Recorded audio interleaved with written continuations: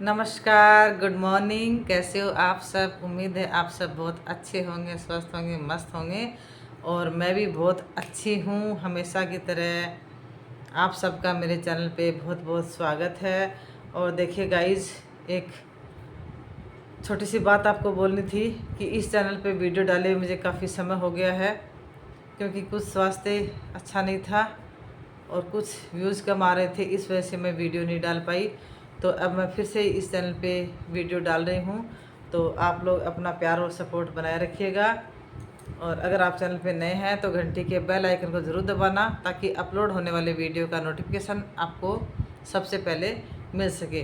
तो पहले की तरह मैं आज भी आपके लिए लेकर आई हूँ एक बहुत ही प्यारी सी प्रेरणादायक कहानी, जिसका शीर्षक है लालच बुरी बला है।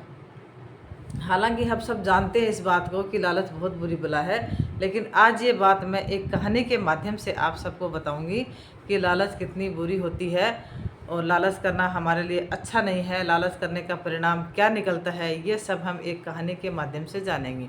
तो कहानी कुछ इस प्रकार है। एक बूढ़ा आदमी था, उसके पास 3 गठरियाँ थी, 3 पोटली थी मतलब। और वो आदमी पहाड़ की चोटी के ऊपर बढ़ता जा रहा था, तो उसको रास्ते में पास में ही एक नौजवान युवक दिखा, जो थोड़ा हट्टा कट्टा था, हष्ट पुष्ट था। तो उस बूढ़े आदमी को ऐसे लगा कि शायद ये नौजवान युवक जो है मेरी मदद कर सकता है। तो उस आदमी ने उस युवक से कहा कि तुम मेरी एक गठरी को पहाड़ तक उठा सकते हो और वहाँ तक पहुँचा सकते हो, तो मैं इसके बदले में तुम्हें 5 तांबे के सिक्के दूंगा। तो लड़का राजी हो गया। निश्चित स्थान पर लड़का पहुंच गया और उस बूढ़े आदमी की प्रतीक्षा करने लगा, उसका इंतज़ार करने लग गया था। और वहाँ जाकर के वो लड़का वहाँ पे जाके बैठ गया। इतने में वहाँ पर बूढ़ा आदमी पहुँच गया।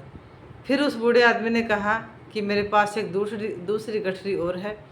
तुम इस गठरी को भी, इन दोनों गठरियों को अगर तुम पहाड़ तक पहुँचा सकते हो, तो मैं तुम्हें 5 तो पहले वाली गठरी के सोने के तांबे के सिक्के दे दिए थे वो, और अब जो दूसरी गठरी लेके जा रहे हो उसके मैं तुम्हें 5 चांदी के सिक्के और 5 तांबे के सिक्के और दूंगा। तो उस नौजवान युवक ने ये प्रस्ताव भी स्वीकार कर लिया और नौजवान युवक वहाँ तक पहुँच गए अपने स्थान तक। और अब की बार राजा को वहाँ तक पहुँचते पहुँचते काफ़ी समय लग गया था और नौजवान युवक जो है वहाँ जा कर के बैठ गया और इंतज़ार करने लग गया। जैसे निश्चित समय हुआ तो वो बूढ़ा आदमी वहाँ पहुँच गया और उसने हिसाब से उस नौजवान व्यक्ति को वो सिक्के दे दिए। अब आगे का रास्ता और ज़्यादा कठिन था।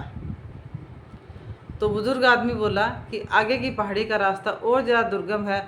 अगर तुम मेरी तीसरी सोने के मोहरों की गठरी भी वहाँ तक पहुँचा दो, तो मैं उसके बदले में तुम्हें 5 तांबे की मोहर, 5 चांदी की मोहर और 5 सोने की मोहर दूंगा।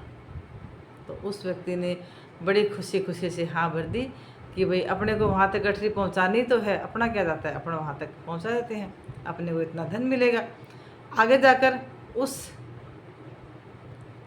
नौजवान युवक के मन में लालच आ गया और उसने सोचा कि क्यों ना मैं तीनों गठरियाँ लेकर के भाग जाऊं, क्योंकि गठरियों का मालिक तो बुजुर्ग है और वो आसानी तक मेरे पास पहुंच नहीं पाएगा, क्योंकि मैं तो नौजवान हूँ, मैं जल्दी पहुंच जाऊंगा और वो पहुंचते पहुंचते धीरे धीरे लेट हो जाएगा।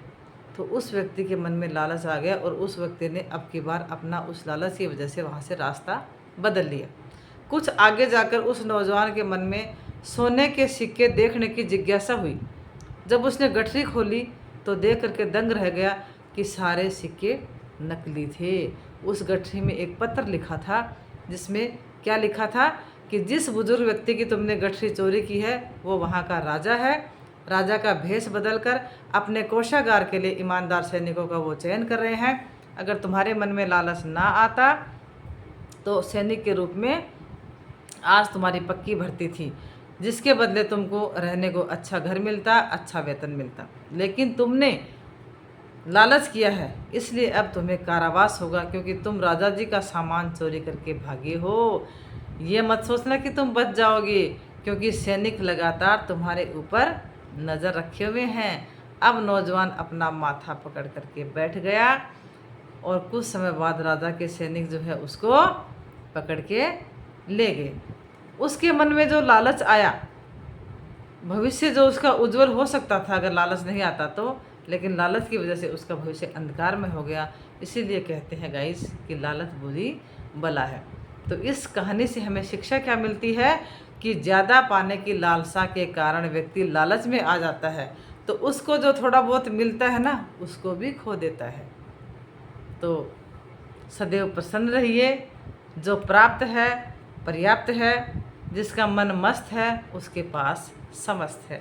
इसी धारणा को बनाते हुए अपना जीवन जीना चाहिए। और मिलते हैं एक और नई कहानी के साथ। तब तक के लिए राम राम, टाटा। और कहानी आपको कैसी लगी उसके बारे में कमेंट बॉक्स में कमेंट करके ज़रूर बताना। नमस्कार।